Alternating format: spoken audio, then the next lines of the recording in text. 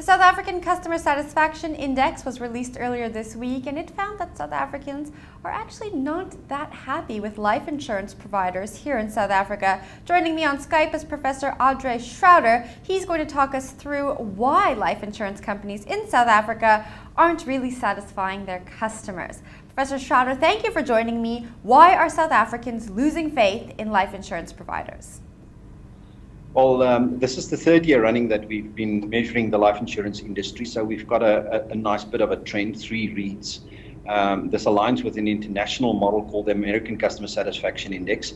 And I think life insurance, being in the financial services, is obviously quite exposed to financial difficulties and economy. And we do see that customers' expectations are rising, and we do see some pressures on perceived value. So those are 2 of the main reasons why we believe that the industry score is down.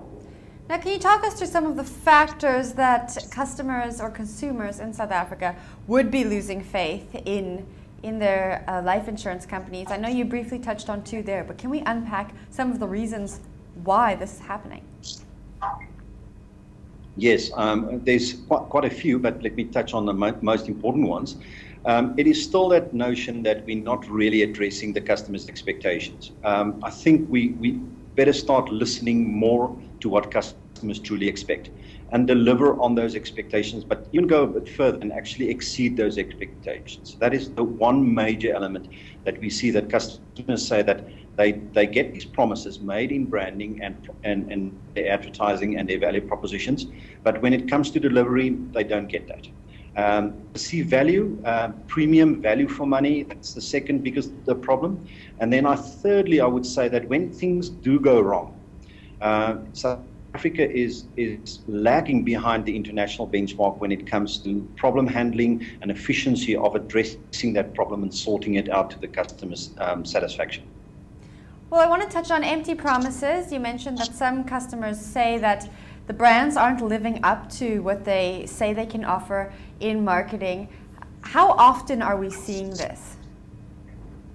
Well, that's a very good example. As a matter of fact, a very nice case study. If you think of the high and quite intensive competition that we see in the life insurance industry, specifically relating to Liberty and Discovery Life in the previous year, we've seen in the 2012 to 2013, those 2 companies have shown quite a significant increase. But I do make mention in our press release that we've seen a decline in both those companies in the 2013 to 2014 measure. And I would ascribe that to a lag between the promise and the ability to deliver on those customers' expectations.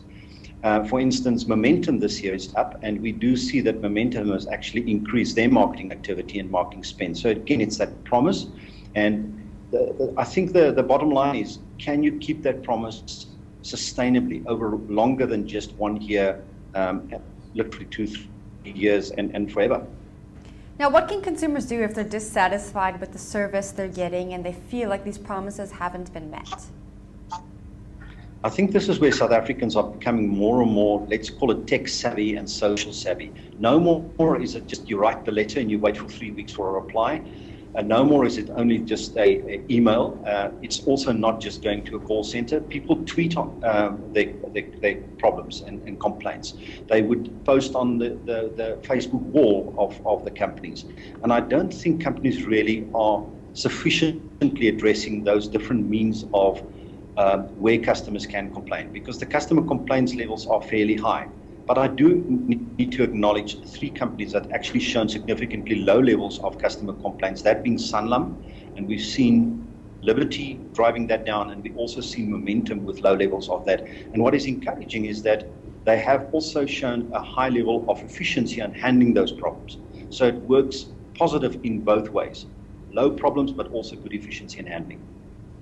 Now, customer satisfaction has been on the decline, I think you said, for the past 3 years. What can these companies do to make these customers more satisfied? Because obviously what they're doing isn't working.